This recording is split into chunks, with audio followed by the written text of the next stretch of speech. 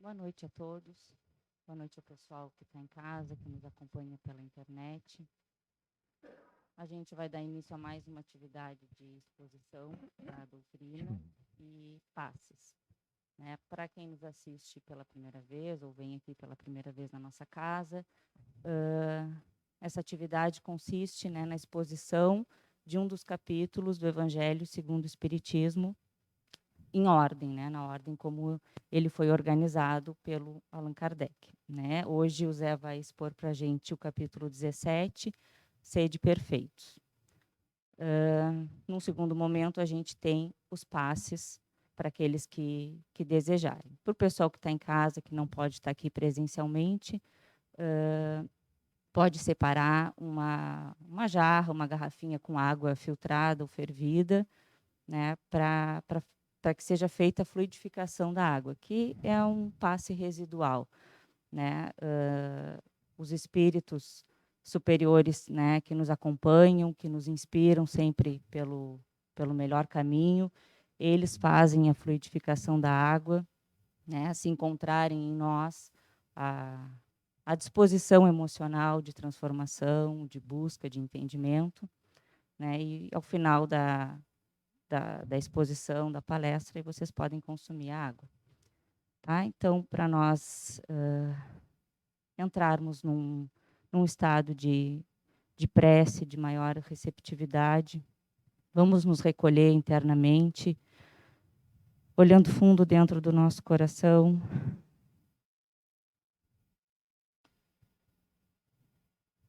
pedindo a Jesus que nos ajude a compreender essas dificuldades, esses conflitos que aparecem na nossa vida e que parecem sempre tão difíceis, tão intransponíveis, mas que, na verdade, depende muito mais da nossa vontade de superar, da nossa fé em Deus, de acreditar que tudo tem um propósito, que tudo cumpre uma função na nossa vida, que a gente consiga compreender que são eles, esses conflitos, essas dificuldades, essas aflições que nos levam a um crescimento e a um estado melhor dentro de nós, de equilíbrio, de paz.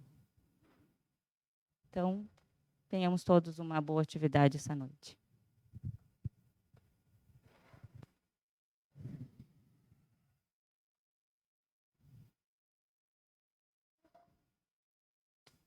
Boa noite a vocês que se encontram aqui presentes na nossa instituição.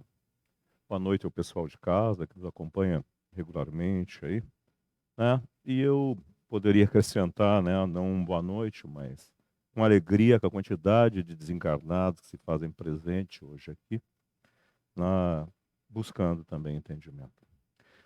Na semana passada foi tratado a questão da espiritualização. Para nós podermos entender no fundo o que é isso. Esse capítulo de hoje vai ainda mais nessa direção. Né? O que é espiritualização? É, na realidade, o indivíduo formar uma estrutura de compreensão, consequentemente de comportamento, no qual ele, por compreender profundamente a natureza da sua essência, ele entende que a sua condição encarnada é uma condição transitória. E eu poderia dizer até mais, anômala, ou seja, não natural. E em função dessa vivência, o seu estado emocional, o seu estado mental, na realidade não tem comprazimento nenhum com as situações do aqui e do agora. Ele não vive em função do aqui e do agora. E nós temos inúmeros exemplos desse tipo de criaturas que se desprenderam completamente dessas preocupações, dessas dinâmicas, que é exatamente o título da semana passada, né? Uma figura trazida por Jesus dizendo que não se pode servir a Deus e a Mamon. Mamon era uma divindade pagã originária da antiga Pérsia e que representava exatamente o sensorial, né, o material, a priorização das satisfações mais grosseiras. E são coisas que são incompatíveis. Se nós pararmos para pensar um pouquinho, nós não conseguimos, na realidade, desenvolver duas coisas simultaneamente, porque elas são diferentes. Vou dar um exemplo para ficar mais claro. Se nós buscamos o sensorial, a sensação, nós não conseguimos desenvolver o sentimental, porque são de naturezas diferentes. Um é extremamente grosseiro, precisa de relação física, de tato. E, na realidade, tem por finalidade, por relação, um impulso de produzir hormônios, que geram uma satisfação material. Uma vez conseguido esse intento, cessa a motivação, que é compulsiva em busca desse tipo de conteúdo. E, consequentemente, o interesse em relação àquilo está cumprido e cessa a motivação. É uma coisa grosseira. Não tem a ver nada com o desenvolvimento sentimental. O desenvolvimento sentimental vai completamente numa outra direção. E se vocês têm dúvida a respeito disso, pensem o que é a velhice. Por que a natureza fez a velhice da maneira que ela fez? Por que existe declínio orgânico? Por exemplo, nessa área que nós acabamos de fazer. Se na realidade o ser vive somente em função disso, com a velhice, onde ele não tem mais o desenvolvimento dessas condições, ele entra em conflito consigo mesmo e com as suas relações que são baseadas nessas situações, nessas premissas, e não tem realização. Por isso que existem tantas separações, porque não existia uma afinidade efetiva real que não é física, não é sensorial.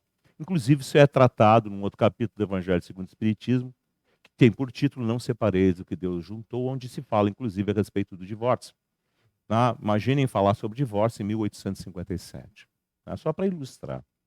Então, na medida então, que a gente vai crescendo e vai se espiritualizando, em função do que isso gera, e de entendimento e de posicionamento, não existe mais nenhuma busca desenfreada por nenhum tipo de conteúdo material. Não há mais ansiedade, não há mais temor, não há mais cobiça, não há mais ciúme, porque o indivíduo que assim se estabelece tem uma outra relação com tudo isso. Ele não se sente mais proprietário de ninguém, ele não é carente a ponto de estar sempre preocupado em ter que estar recebendo, em buscar, na realidade, o reconhecimento, porque ele não tem essas carências. O exemplo é Francisco, que tão bem fez tudo isso. Então, se vocês pararem para pensar, essa figura de Jesus mostra a incompatibilidade de duas coisas. O sensorial com a realização mais plena. E notem que mesmo a gente vindo de uma instituição espírita, vocês vão ver que está dentro do capítulo de hoje, se a gente não migra nessa direção, ou seja, não vive os postulados espíritas que explicam tudo isso, apesar de nós estarmos dentro de uma instituição espírita, nós vivemos em conflito. E vocês vão ver que no capítulo de hoje tem uma parte que fala sobre os bons espíritas, que vai falar sobre isso, exatamente sobre isso. Ora, se ele fala que há bons espíritas, é porque existem também espíritas imperfeitos. Isso é tratado, se nós olharmos lá dentro do Livro dos Espíritos, que é a obra básica, na conclusão do Livro dos Espíritos existe um estudo do Allan Kardec falando a respeito disso. E aqui, nessa parte do Evangelho segundo o Espiritismo, também, mostrando exatamente que não é pelo convencimento do fenômeno mediúnico, do comparecimento, do sobrenatural, mas fundamentalmente pela compreensão dos postulados evolutivos da doutrina espírita, que devem ser incorporados na maneira de se viver e de se sentir, é que na realidade nasce, em função desse trabalho interno, o desenvolvimento pleno do ser. E em função disso, a sua compreensão e os seus estados emocionais, psicológicos, mentais, são muito maiores, em função desse desenvolvimento. E a sua relação para com a vida e as fontes maiores naturais da vida também se estabelecem. Se vocês pararem para pensar, a mediunidade é um evento muito comum A gente estudando o livro dos médiuns, lá é descrito que a mediunidade começa numa forma bem diluída, intuitiva, inspirativa. Ela tem uma inspiração, uma coisa bastante diluída, até chegar aos graus mais ostensivos que existem de relação com o mundo espiritual. Então notem que ela, na realidade, se desenvolve dentro dessa faixa enorme de valores. Né? Ela é uma condição derivada do sistema nervoso, que determina o grau de ostensividade que ela é portadora, mas a canalização, né, o sentido e a relação estabelecida por ela não depende da ostensividade da faculdade, mas sim dos valores que o espírito do médium é portador. Então vocês notem que existem assim uma gama enorme de criaturas portadoras, como eu disse, de faculdade mediúnica, e ostensiva também nos tempos atuais, na atualidade, isso é tão notório, tão presente. Agora, se vocês compararem assim essa gama de criaturas, quanto dentro dessa gama de criaturas que existem portadoras dessa mediunidade mais ostensivas, tem serenidade, tem relação com o mundo espiritual superior? Pensem, são pouquíssimos, né? Então, por isso, né, em função dessa relação, que é fruto das características do espírito do médium, é que a maioria das pessoas, como tradição ainda das suas experiências anteriores nos processos religiosos, tendem, como condição de tirarem de si a responsabilidade, a santificarem, o que não existe dentro da doutrina espírita, determinados médiums.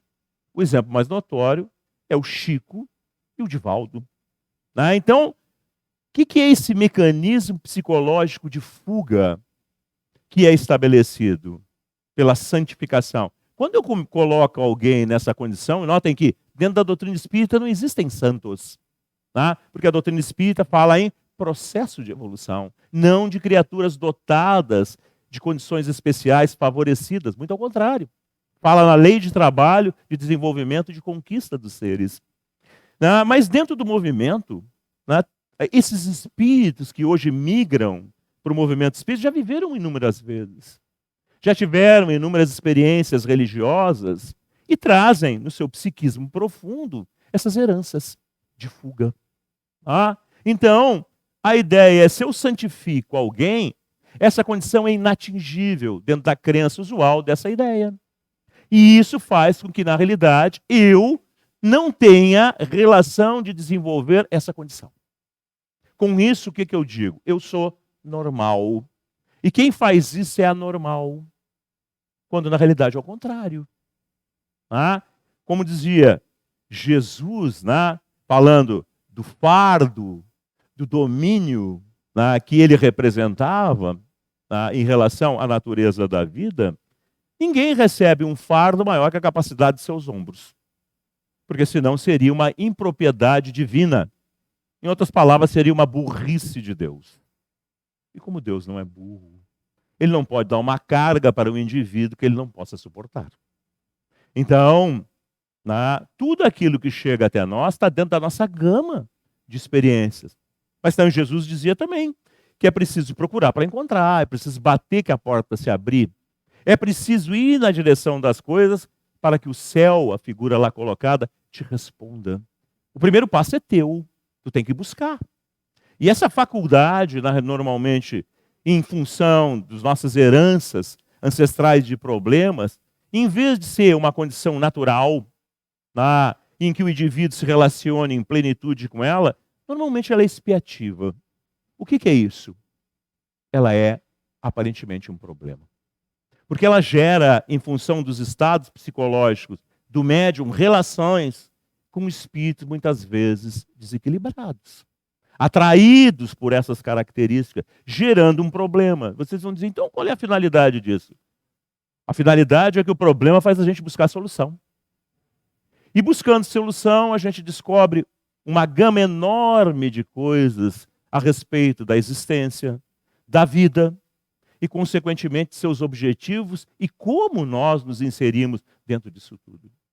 Então, notem que por caminhos aparentemente tortuosos, fora do escopo, muitas vezes, da nossa compreensão imediata e das nossas escolhas, nós somos necessariamente guindados pelos problemas que ela gera a buscar solução. Então, notem que a ideia do capítulo de hoje, eu vou ler para vocês, é exatamente essa. Tá? O título é Sede Perfeitos. Qual é a relação disso com o capítulo anterior? Na medida, então, que a gente vai se espiritualizando, ou seja, vai tirando a relação do ego, do apego, da competição e de todas as suas decorrências, o ciúme, a insegurança, a posse. Na medida, então, que nós vamos matando tudo isso, o contrário vai se desenvolvendo. E na medida que esse contrário vai se desenvolvendo, nós vamos nos serenando. E vamos terminando com os problemas que essas condições todas geravam. Então, pensem um pouquinho. Quem tem um pouco de ciúme ou quem tem muito ciúme, como seria bom não ter ciúme? Porque o ciúme é uma angústia, é um tormento dentro da... Quem tem agressividade, como seria bom ter equilíbrio? Por quê? Porque eu não teria que estar vivendo uma batalha a cada minuto. Eu não viveria em processo de defesa. Pensem. Pensem se eu não tivesse ansiedade, angústia, insegurança. Não tivesse que ser constantemente amado. Não tivesse que as pessoas demonstrarem para mim, pela essa minha insegurança, essa necessidade de ser admirado. Eu não mataria esse fantasma dentro de mim? Eu não viveria muito mais em paz? Então notem que tudo isso não é conversa fiada. Isso é uma realidade prática. E se nós olharmos os exemplos de criaturas que assim se comportaram, e vocês notem que isso não tem nada a ver com crença religiosa. Tem a ver com valores que todas essas crenças religiosas, no fundo, dizem a mesma coisa. Se nós pegarmos, por exemplo, o cristianismo e suas várias vertentes, tirando a descaracterização que os homens fizeram sobre ele, se nós formos na essência do evangelho ensinado por Jesus, que é o que nós estamos fazendo aqui, e nós formos lá dentro da estrutura do Alcorão, que é utilizado pelos muçulmanos, ou dentro do budismo, nós vamos ver que os princípios são todos equivalentes. O equilíbrio, o bem, a serenidade. Os caminhos que são ditados que são fruto da interpretação e da compreensão do momento da formação dessas correntes religiosas. Mas quem as vive, na realidade, chega a esses determinados lugares. O problema é que a maioria não vive, não quer esse tipo de situação. Então vocês vão dizer, mas vem cá, se tudo tem isso, para que a necessidade da doutrina espírita? Mas se nós olharmos como a doutrina espírita é estruturada, não vou olhar nem sobre a estrutura de formação, como ela apareceu, mas como ela é estruturada dentro de uma forma lógica, é o que eu estou argumentando para vocês, se torna muito mais irrefutável para aquela criatura que já não está mais num estágio do fanatismo religioso, que precisa de uma liturgia, de um comportamento repetitivo, daquele que já quer perquirir, perguntar, pensar, e mesmo daquele que está em contradição, que está em conflito, que está em erro perante esses preceitos tradicionais religiosos, que não fez aquela liturgia e que, na realidade, se sente condenado. É o que acontece com a gama dos espíritos que vêm numa instituição espírita e são herdeiros de conflitos, de competição, de fuga ao longo do tempo dentro desses processos religiosos. Então, o que a gente faz dentro de uma instituição? Como diz o termo, doutrina. Mas o que é doutrinar? Doutrinar é levar doutrina. E a doutrina que é levada é uma doutrina lógica, estabelecida dentro dos conceitos naturais da vida, consequentemente irrefutável. Que é o que nós estamos fazendo aqui, novamente. Não é um processo de homilia, de pregação, de salvação, mas sim um processo de evolução. Porque, afinal de contas, todos nós fatalmente iremos dentro da direção da evolução. É uma questão de tempo, e de aproveitamento. Mas é inexorável. Por quê? Porque Deus, no seu fundamento de criação, do princípio inteligente que vira um espírito imortal, o dotou, como a gente estuda dentro do livro dos Espíritos, de uma característica consciencial. Então, se nós quiséssemos entender o que é um espírito, o espírito é um ser consciencial. Tem necessidade natural de crescimento. Ele pode se afastar, ele pode se enganar, mas de dentro para fora, da sua própria essência, nasce a necessidade da transformação. Então, tudo, no fundo, é uma questão de tempo. Então, essa ideia colocada por Jesus da perfeição que nós devemos buscar, perfeição relativa ao estado que nos encontramos, é exatamente essa transformação gradual em relação a não entrar nesse processo material de competição, de conflito e de satisfação grosseira, que no fundo nunca nos realiza. Vocês notem que nós podemos passar uma vida inteira desenvolvendo o ganho de determinadas situações de todos os tipos, desde afetivos até de posse de objetos. E na realidade, muitas vezes nós chegamos ainda no final da nossa vida inconstantes, imaturos. Por quê? Porque não nos realizamos. Se fosse simplesmente no mundo a satisfação desse tipo, quem muito tivesse, em termos de uma estrutura material ou emocional, chegaria no fim da vida com plenitude. Mas vocês notem que muitas vezes as famílias atingem essas condições e lá, quando estão na faixa bastante avançada de idade, se separam. Por agruras internas, por conflitos internos que sempre existiram e que não foram resolvidos ao longo do tempo. Então, notem que não é a gente, na realidade, trabalhando muito para ter muitas coisas, não é tendo filho que vai determinar a felicidade. Mas às vezes a gente tem filhos, se mantém unido em função do desenvolvimento, do crescimento desses filhos. Quando esses filhos atingem a idade adulta, as pessoas muitas vezes se separam. Então elas estavam unidas? Não estiveram. Elas estão realizadas? Não. Não estão. Estão amarguradas dentro de tudo aquilo que viveram. Então notem que na realidade nenhuma dessas coisas que a gente faz apologia de felicidade, na realidade necessariamente não gera felicidade. Vou pegar o contrário, que é o contrário do padrão de felicidade, né? Vamos pegar Jesus, vamos pegar o Chico Xavier, vamos pegar o Divaldo, vamos pegar o Mahatma Gandhi. Essas criaturas tiveram padrões de vida e de comportamento equivalente ao nosso? Eles tiveram família, eles tiveram marido, mulher, filhos? Não. Eles foram infelizes? Também não. Eles foram felizes? Foram. Por quê? Porque notem o que eles fizeram. Eles foram na direção de determinados valores. E se realizaram dentro desses valores. Ora, notem que eles, na realidade, comprovam tudo que eu estou dizendo para vocês. Porque o processo de fraternidade é um processo infinito, não restrito, não limitado. Notem que os espíritos que vêm aqui trabalhar, eles não trabalham para A, para B ou para C. Eles não trabalham para os bons. Eles trabalham para todos, indistintamente.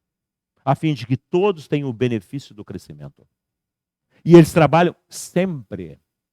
Não é uma coisa limitada a determinado momento em função de um determinado condicionamento. Não é assim.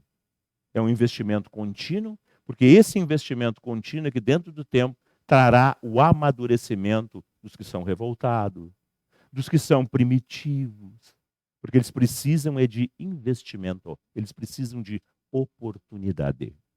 Então a ideia do capítulo dessa noite é exatamente essa. Esse estado de valores que nós devemos buscar que é a perfeição relativa que nós podemos atingir.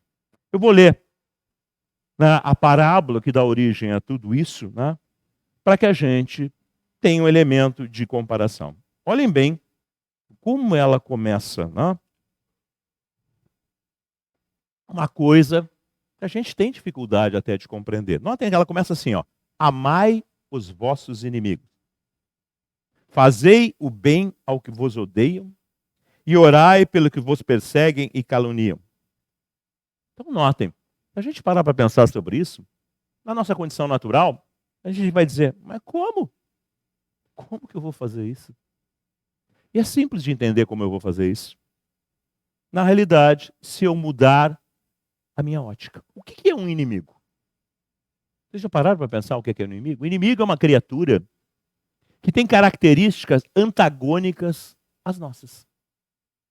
E o que eu digo, normalmente? Que ele é errado. Vocês concordam comigo? Mas se ele é errado, por que eu devo reagir igual a ele? Por que eu devo ser igual a ele? Se ele é errado. Se eu fizer isso, eu também não sou errado.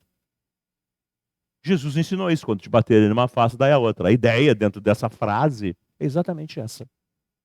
Então notem, né, que o que ele está ensinando aqui? Eu vou ter toda a bem-querência? Claro que eu não vou poder ter como. Mas eu não vou ter a reação equivalente. Quando a gente passa por uma criatura que representa isso, imediatamente dentro de nós se desencadeia um processo interno de violência, automático. Quem é que é prejudicado por isso? Instantaneamente, eu. Quando eu tenho essa reação violenta dentro de mim, eu sou prejudicado por isso. O meu organismo, a minha mente, o meu espírito, tudo é afetado por isso.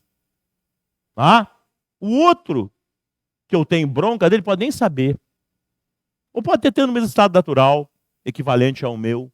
Mas notem que nós somos equivalentes. Ah? Então nós estamos dentro do mesmo princípio. Então o que Jesus dizia a respeito disso? Olha, se tu age dessa maneira, tu é equivalente a ele. Quando ele curava as criaturas, ele dizia assim, ó, vai e não volta aos mesmos estados. O não pequei significava isso. Notem bem isso, é o princípio espírita. Não volta aos elementos de causa que geram a natureza do problema. Você não volta a tudo. Uma coisa, por isso a gente fala tanto em espiritismo em causa e efeito. Essa relação de valor. Então, o que ele está ensinando aqui é exatamente isso. E eu só posso ter isso se eu tenho um outro tipo de enfoque, se eu tenho uma outra relação emocional. Se aquele indivíduo não consegue mais me atingir, porque eu não tenho mais aqueles valores. Entendam bem o que eu estou falando aqui. O meu ego gigantesco foi sendo massacrado, submetido pelo desenvolvimento da minha consciência. A minha consciência cresceu, e o meu ego foi diminuindo, porque o ego é uma coisa de natureza material que foi criado dentro da jornada do tempo para me dar sustentação nas fases primitivas da jornada de evolução. Ele tem por base, né, a sobrevivência, né, através do mecanismo de defesa. Ele tem por base a repetição das experiências através do mecanismo de reprodução. Ou seja, eu vou voltar às instâncias novamente da matéria e vou continuar a jornada do meu processo de evolução. E sem ter consciência ainda nessa faixa a respeito dessas coisas todas. Então isso foi automaticamente desenvolvido em meu benefício, para que eu pudesse crescer. Mas isso tem um limite. Então hoje nós atingimos um patamar evolutivo que nós não devemos mais ser dominados por isso.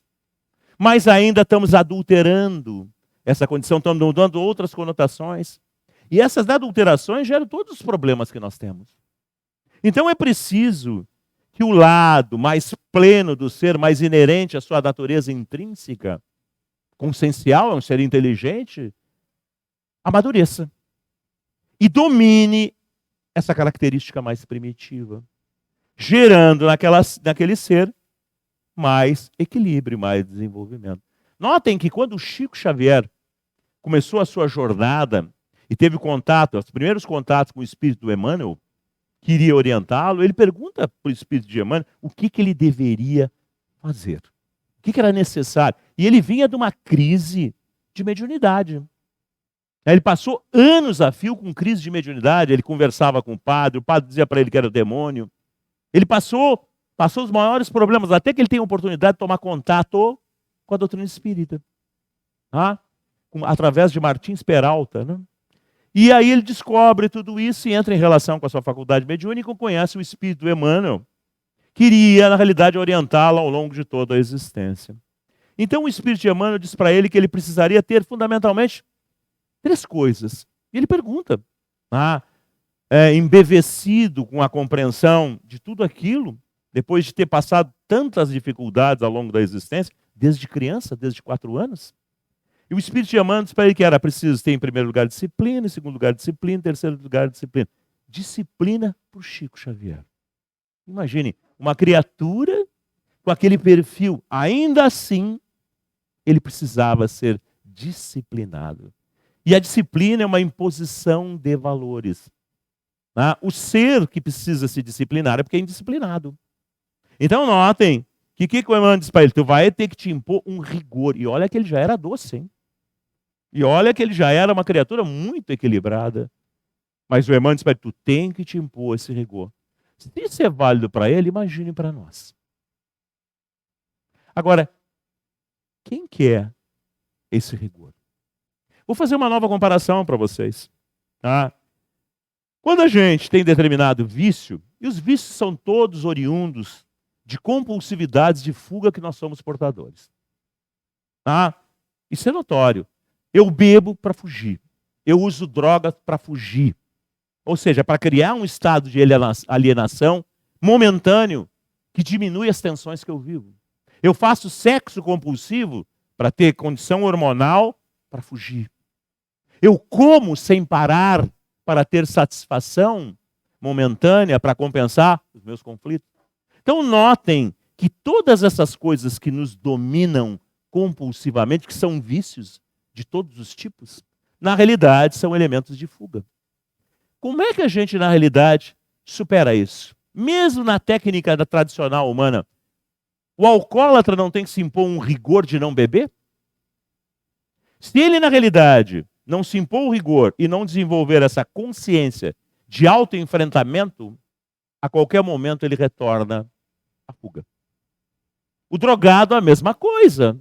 Enquanto ele, dentro da cabeça dele, não colocar essa definição, entender isso, que ele é uma criatura em conflito, que ele foge do enfrentamento, ele não se supera. A mesma coisa quem come compulsivamente, ou qualquer outra situação. Então notem que o indivíduo tem que se impor uma disciplina, porque ele é indisciplinado. Ele não consegue se autoenfrentar. Então, Jesus sabia de tudo isso como ninguém. E nos chamava a atenção exatamente dessas relações distorcidas que nós somos portadores. Então notem que essa perfeição relativa que nós vamos lenta e gradualmente atingindo por metas de terminar com os nossos problemas, beneficia quem? A Deus? É Deus que nós temos que agradar? Ou será que é, na realidade, resolver os conflitos que nós somos portadores? É uma grande questão. Indo adiante, então. Porque se somente amar os que vos amam, olhem bem, tá? Não é exatamente o que a gente faz?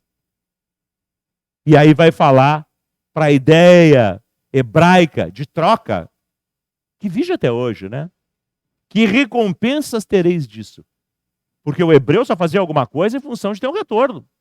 O famoso terreninho no céu. Deixa eu ouvir falar disso? Já, né? Que continua vigente na nossa sociedade, né? Não faz assim também os publicanos? Os publicanos eram considerados criaturas de má vida, eram cobradores de impostos. Se unicamente saudados os vossos irmãos, que fazeis com isso mais do que os outros? Não fazem o mesmo os pagãos? Para nós pode parecer desproporcional, mas para o hebreu, que tinha como fundamento essencial da natureza da sua sociedade o processo religioso, o pagão era coisa abominável. Então ele está fazendo uma comparação. Está dizendo assim, o que tu tem de melhor, o que tu te julga melhor, mais equilibrado, do que o outro que tu condena e que faz exatamente as mesmas coisas que tu faz. É igual, não tem diferença nenhuma. Então por que tu é mais equilibrado do que ele? Por que tu é mais evoluído do que ele? Tu não é. Simplesmente tu não é.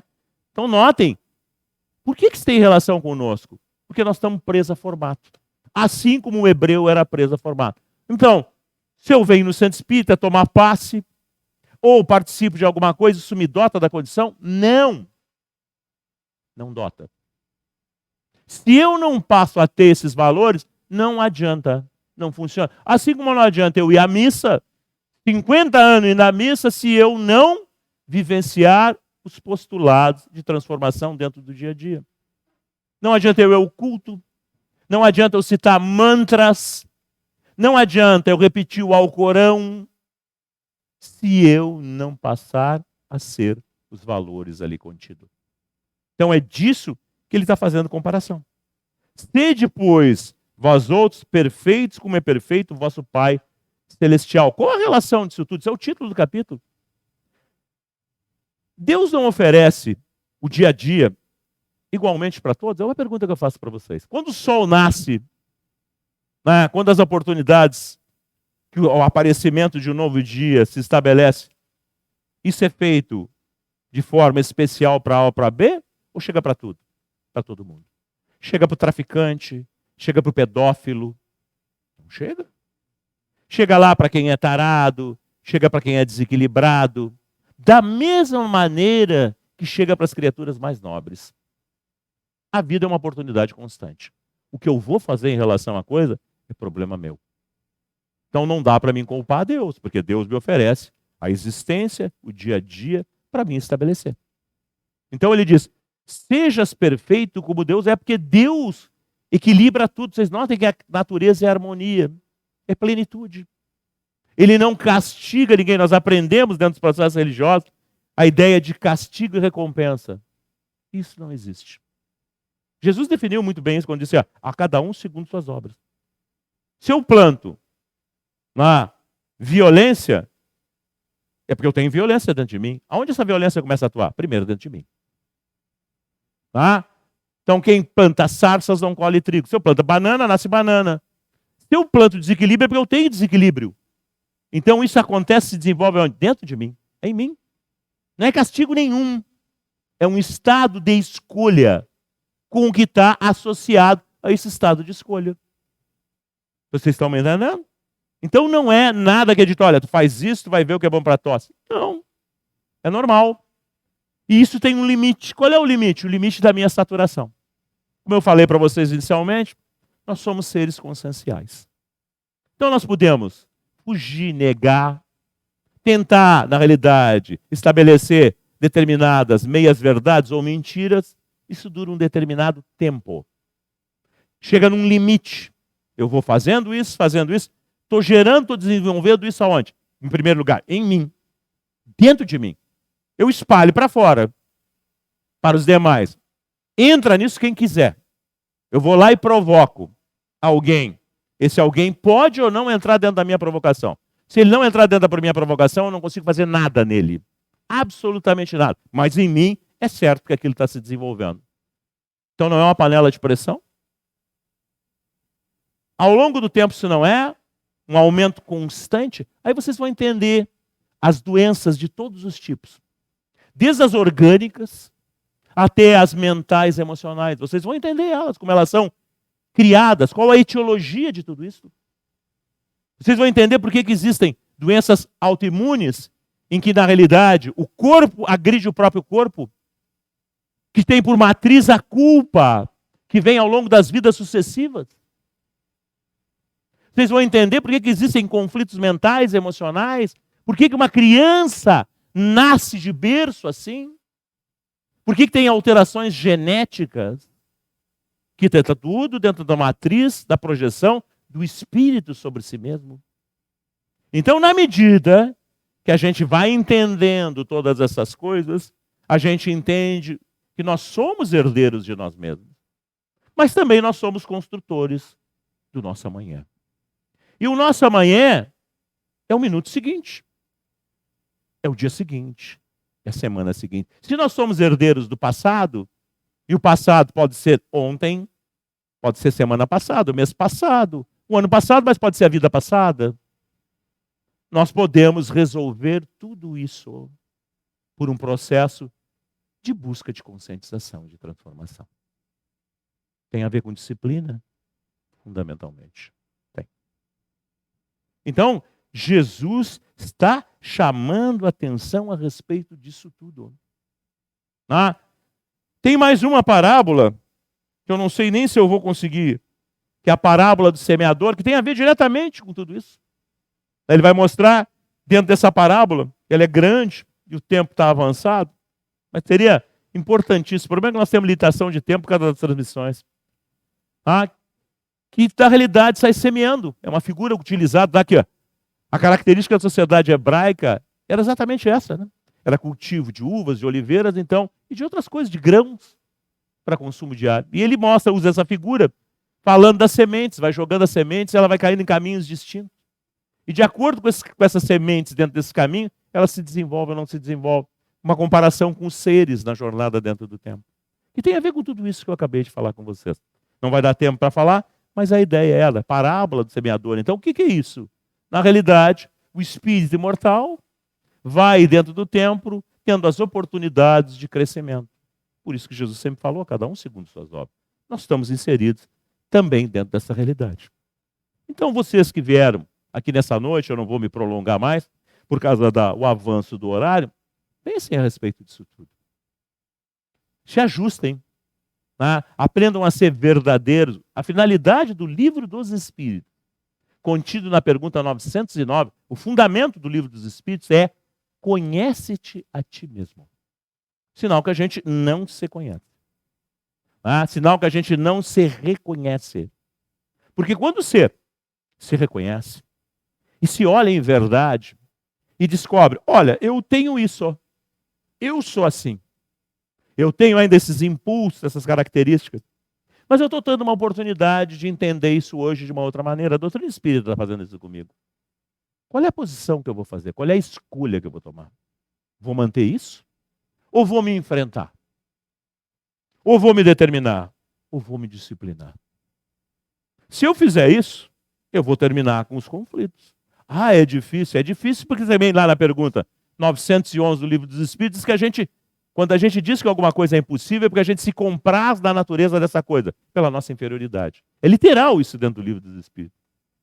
Não é que seja impossível de ser feito, é que eu gosto do erro.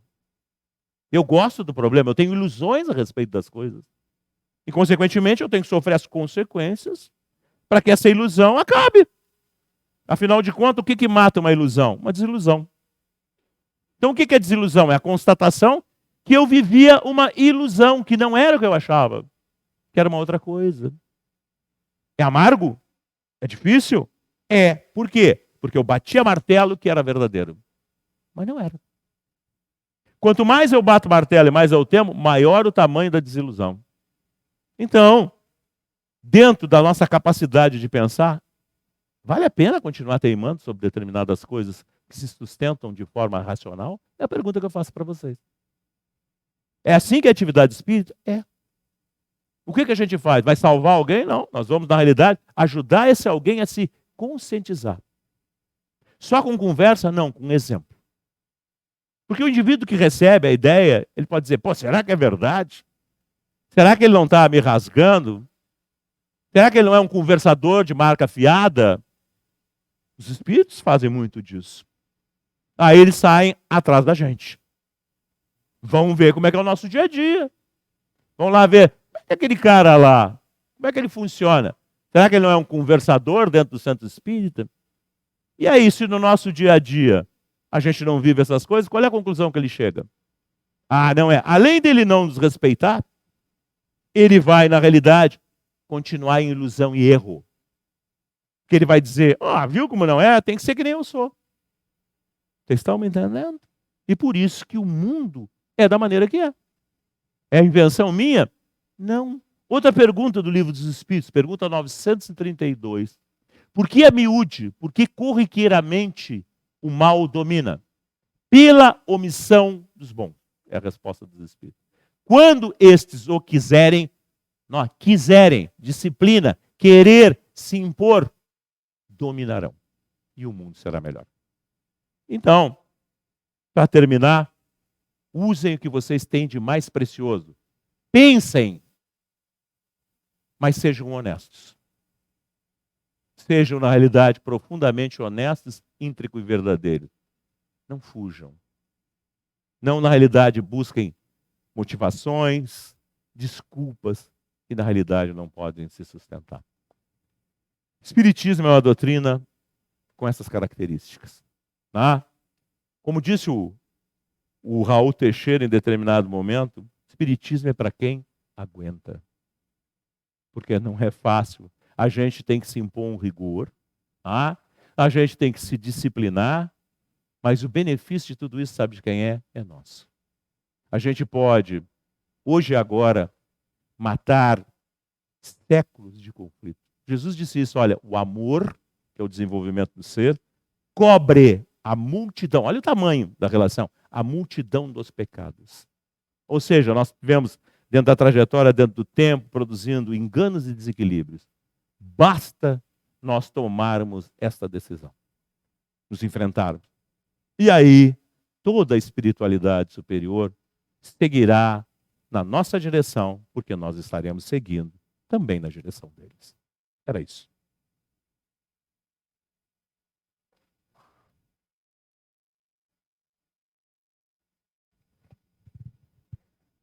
Bom, então, pessoal que está em casa, nos despedimos. Vocês já podem consumir a água que vocês separaram para que fosse feita a fluidificação. Desejando uma boa semana e que possamos nos encontrar na nossa próxima atividade, sábado, às 16 horas.